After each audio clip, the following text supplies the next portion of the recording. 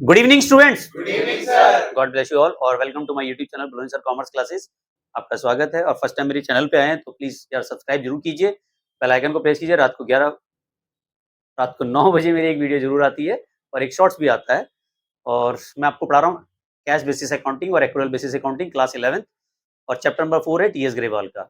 इससे previous parts मैंने सारे कॉन्सेप्ट कैश बेसिस के और एक्रूअल बेसिस के यूट्यूब पे अपलोड कर रखे हैं। इससे प्रीवियस वाला पार्ट जरूर देखें जो ये वाला पार्ट देख रहा है, पहले वाला पार्ट देखिए फिर ये वाला देखना, सारा समझ में आएगा। बेसिकली एक शॉर्ट्स में अगर मैं आपको समझाता हूँ, कैश बेसिस अकाउंटिंग का मतलब होता है जहां जितनी भी ट्रांजेक्शंस है, जब हम कैश में पेमेंट करते हैं या कैश में रिसीव करते हैं, वही इस बेसिस में रिकॉर्ड किया जाता है। क्रेडिट ट्रांजेक्शंस, आउटस्टैंडिंग, इनको इग्नोर कर दिया जाता है, ठीक है, इनको नहीं लेते। इससे प्रीवियस वाले पार्ट्स में मैंने ये क्वेश्चंस कराए थे। लेकिन एक्रूअल बेसिस क्या कहता है, ड्यू बेसिस पे भी इनकम और ड्यू बेसिस पे भी खर्चा वो मान लेता है और बहुत ही आसान है मेथड, कोई ज्यादा नहीं है। लेकिन एक चीज का और बताता हूं मैं आपको, कैश बेसिस में अकाउंटिंग का जो एक कॉन्सेप्ट है वो फुलफिल नहीं होता, उसे कहते हैं matching principal. Matching principle cash basis पे मतलब फॉलो नहीं होता, केवल एक्रूअल बेसिस पे फॉलो होता है।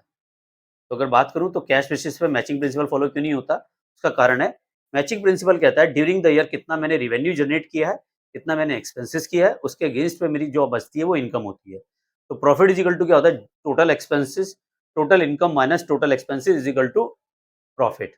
ये तभी कैलकुलेट हो सकता है जब हम सारे खर्चों को देखें, सारी इनकम को ऐड करें। इनकम, सारी इनकम का मतलब है चाहे वो मिली हो या ना मिली हो, सारे खर्चे चाहे दिए हो या ना दिए हो, वो सब आ जाता है। तो इसीलिए इसमें मैचिंग प्रिंसिपल फॉलो नहीं होता। किसमें बताओ, कैश बेसिस पे मैचिंग प्रिंसिपल फॉलो नहीं होता। एक्रूअल बेसिस पे तो होगा ही, क्योंकि एक्रूअल बेसिस तो सब मानता है ना इनकम, ड्यू बेसिस पे भी इनकम मानता है और ड्यू बेसिस पे खर्चे भी मानता है। तो एक्रूअल पे तो सारे नियम फॉलो होते हैं, बस कैश बेसिस पे फॉलो नहीं होते। कौन सा प्रिंसिपल फॉलो नहीं होता कैश बेसिस पे, मैचिंग प्रिंसिपल, ठीक है। तो कैश बेसिस पे मैचिंग प्रिंसिपल फॉलो नहीं होता। स्टार्ट करते हैं एग्जांपल नंबर 3 टीएस ग्रेवाल का। ये भी बहुत अच्छा क्वेश्चन है, इससे आपको ज्यादा समझ में आ जाएगा। इसमें सारे खर्चे आ रहे हैं, आउटस्टैंडिंग, प्रीपेड सब आ रहे हैं इसमें, ठीक है। तो क्वेश्चंस नोट कर लेते हैं। Gurman give the following information about the income and expenses for the year ending 31 March 2024। ये मैंने यहाँ पे स्क्रीन में लिखा हुआ है, देख लेना। एक्सपेंसेस पेड है 1,60,000, expenses paid in advance include 1,60,000 40,000, expenses not paid 20,000, income receive 2,40,000, income receive in advance 2,40,000 30,000, income not receive. आपको दोनों बेसिस पे बनाना है, कैश बेसिस पे भी बनाना है और एक्रूअल बेसिस पे भी बनाना है। फिर भी मैं एक क्वेश्चन लिख देता हूँ, जिस टाइम मेरी लाइव क्लासेस में बैठे हुए हैं। क्वेश्चन में कह रहा है ये, जो उसने एक्सपेंसेस पेड किए हैं, क्या किए हैं इसने, एक्सपेंसेस पेड किए हैं, वो किए हैं 1,60,000 के, और एक्सपेंसेस पेड किए हैं लेकिन एडवांस में दिए हैं, एडवांस, ठीक है। ये है इंक्लूड, इंक्लूडेड है ये 40,000 के, ठीक है।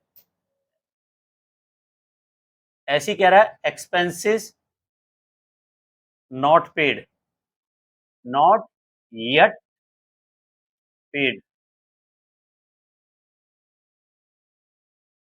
इसका मतलब क्या है, ये आउटस्टैंडिंग, आउटस्टैंडिंग का मतलब होता है ड्यू बट नॉट पेड।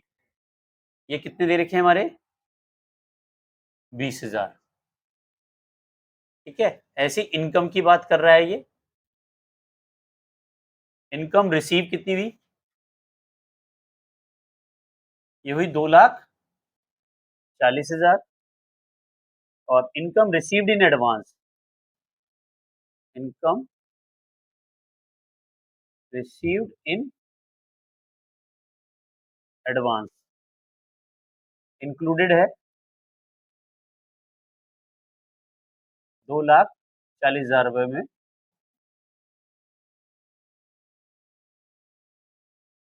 वो है 30,000।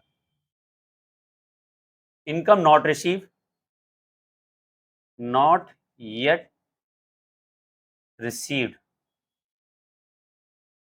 ये है हमारी 24,000। इसको हम कहेंगे अक्रूड इनकम। क्या कहेंगे इसे, एक्रूड इनकम।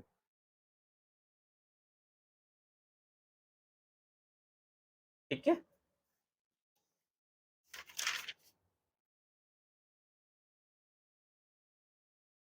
क्लियर है। अब ये क्वेश्चन को करते हैं, ज्यादा अच्छा समझ में आ जाएगा वहां से। जब कैश बेसिस अकाउंटिंग मेंटेन करते हैं, ये तो क्वेश्चन है, ठीक है। When cash basis accounting maintain, when cash basis accounting maintain,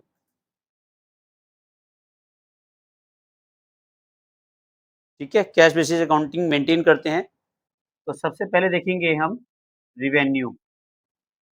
revenue minus expenses equal to profit आता है। रिवेन्यू को क्या कहते हैं? इनकम, ठीक है। कितनी रिसीव हुई बताओ, कितनी रिसीव हुई? हाँ देखो ना बेटा, 2,40,000 ही तो हुई, बस 2,40,000 हुई, ठीक है। मैंने आपको क्या बताया था, जो मिला वही इनकम है, जो नहीं मिला वो इनकम कहाँ है? वो तो आउटस्टैंडिंग हो गया ना, मिला ही नहीं। जो दिया वो खर्चा है, जो नहीं दिया वो खर्चा नहीं है हमारा। सिंपल सा फंडा है यार। मिला कितना है बताओ, क्या कह रहा है? 2,40,000। और जब मैंने प्रीवियस क्लास ली थी तब मैंने आपको ये बताया था, चाहे पिछले साल का मिला हो चाहे अगले साल का मिला हो, सब इनकम है भाई। जो आ गया वो इनकम है। अच्छा, जब में मिला नहीं तब वो हमारी इनकम नहीं हो रही थी। अब भाई कभी तो मिलेगी ना। मान लेते 2 साल पहले मैंने आपको पढ़ाया और आपने फीस नहीं दी, लेकिन इस साल दे रहे हो, तो वो इनकम इस साल की मानी जाएगी, पिछले 2 साल की नहीं मानी जाएगी। जिस साल मिलेगी उसी साल की इनकम है, जिस साल मैं पे करूंगा खर्चे उसी साल के खर्चे माने जाएंगे। समझ में आया? ये कैश बेसिस है, सिंपल सा फंडा है। तो रिसीव कितनी हुई बताओ, कितनी रिसीव हुई? 2,40। वो कह रहा है एडवांस मिले थे जिसमें से 30,000, तो मैं क्या करूं? इनकम है भाई, एडवांस मिले तो क्या हो गया, जब नहीं मिले थे तब वो इनकम नहीं थी, और जब मिल गए तो वो इनकम। तो अगले साल की भी अगर आपको इसी साल मिल रही है वो भी इनकम है आपकी। समझ में आया? 2025, अभी तुम 11th क्लास में हो, तो मुझे कह दो सर 12th की फीस भी अभी रख लो, पापा के पास बहुत पैसे हैं, तो मेरी इनकम मानी जाएगी नहीं मानी जाएगी? कैश बेसिस पे, बट अक्रूवल बेसिस पे नहीं मानी जाएगी। कैश बेसिस मेंटेन कर रहा हूं, तो जिस साल का भी मिलेगा, जब मिलेगा तभी वो इनकम है। समझ में आया एलन मस्क? जब मिला तभी वो इनकम है। चाहे तुम 2000, तुम कह रहे हो सर ग्रेजुएशन की फीस भी अभी ले लो, BCom first year second year third year की भी ले लो, तो 4 साल की फीस तुमने इसी साल दे दी, इसी साल की इनकम मानी जाएगी, ठीक है। अब मान लेते हैं इसमें शिवम है, शिवम कह रहा है सर मैं तो बीकॉम फर्स्ट ईयर में जाके फीस दूंगा आपको, तो ये मेरी इनकम नहीं मानी जाएगी, क्योंकि शिवम ने मुझे पैसे नहीं दिए। नहीं दिए तो मेरी कोई इनकम नहीं, जब देगा तभी वो इनकम मानी जाएगी। कौन से बेसिस में? कैश बेसिस में, ठीक। समझ में आया? और एक्यूरल बेसिस क्या कहता है, जिस साल की इनकम है उसी साल की मानी जाएगी, जिस साल के खर्चे हैं उसी साल के खर्चे माने जाएंगे, चाहे आपने दिए हो या ना दिए हो। समझ में आया? क्लियर हो गया? चलिए, तो इनकम कितनी हुई बताओ, अब खर्चे बताओ कितने हैं, पेड कितने हुए? 1,60,000। उसने कहा पेड कितने किए हैं? 1,60,000। वो कह रहा है एडवांस दिए, तो इसमें इंक्लूड है, तो अच्छी बात है भाई, वो भी खर्चे हैं मेरे, एडवांस में दे दिए ना, वो भी खर्चे हैं। एडवांस मिल रहा है तो इनकम है, एडवांस दे रहा हूं तो खर्चे नहीं होंगे।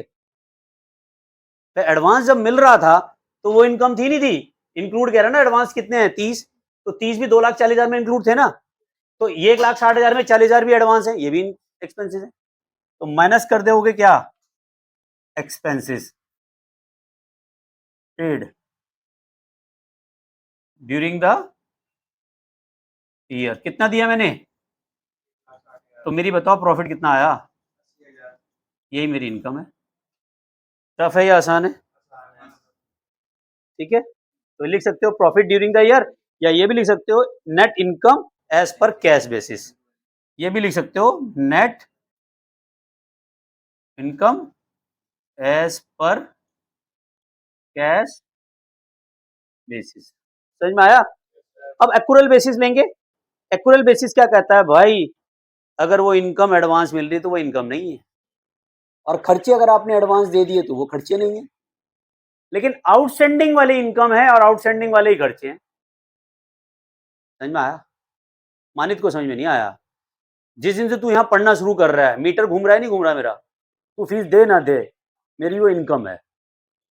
आगे समझ में? इस टाइम एसी चल रहा है, गर्मी बहुत है, एसी चल रहा है, मैंने बिजली का बिल चाहे 6 महीने तक ना दूं, ये मेरे खर्चे हो रहे हैं इस टाइम। तो एक्यूरल बेसिस क्या कहता है? ड्यू बेसिस पे इनकम, ड्यू बेसिस पे खर्चे, दोनों लिए जाएंगे। लेकिन एडवांस इनकम नहीं होती और एडवांस खर्चे भी नहीं होंगे। जब जो चीज इनकम नहीं है तो वो चीज खर्चे भी तो नहीं होंगे ना। जब एडवांस इनकम नहीं है तो एडवांस खर्चे क्यों होंगे? और कैश बेसिस में क्या हो रहा था? जो मिल रहा था वो इनकम, चाहे एडवांस मिले, तो एडवांस दोगे वो भी खर्चा है, एडवांस मिल रही है तो इनकम। समझ में आया? कंफ्यूजन तो नहीं? तब यहां देखो एक्रूअल बेसिस समझ में आ जाएगा। When accrual basis of accounting maintain,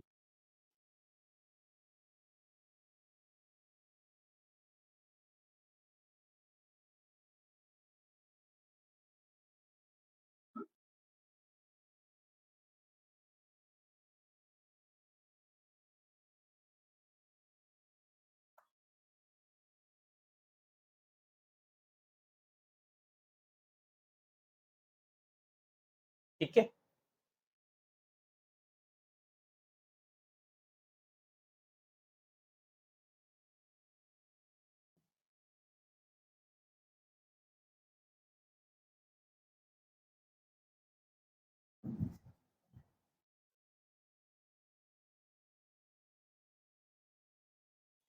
तो यहां पे देखें accrual basis of accounting maintain में क्या लेके चलोगे बताओ?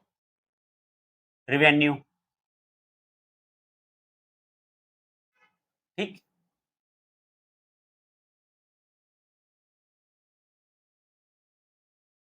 इनकम रिसीव कितनी हुई?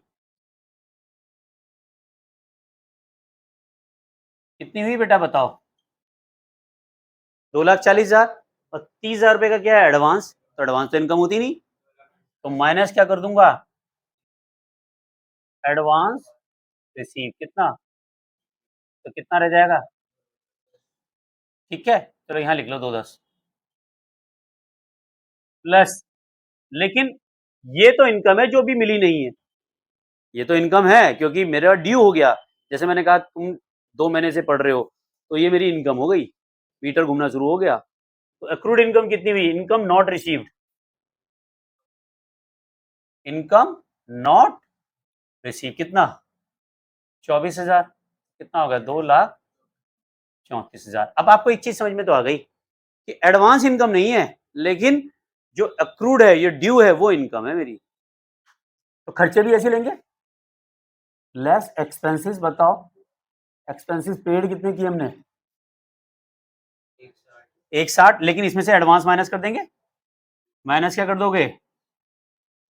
प्रीपेड एक्सपेंसेस कितने? 40,000। कितना आ गया? 1,00,000। लेकिन प्लस करेंगे आउटस्टैंडिंग, जो अभी तक हमने दिए नहीं है। आउटस्टैंडिंग तो है खर्चे, आउटस्टैंडिंग एक्सपेंसेस कितने हैं? 20,000। तो कितने खर्चे हुए? इसका मतलब इनकम कितनी हुई मेरी?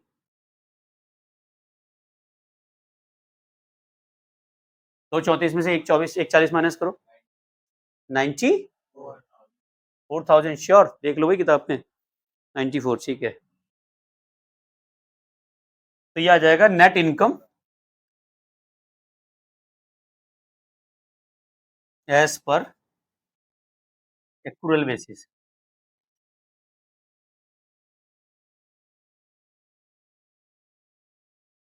ठीक है भाई, समझ में आया?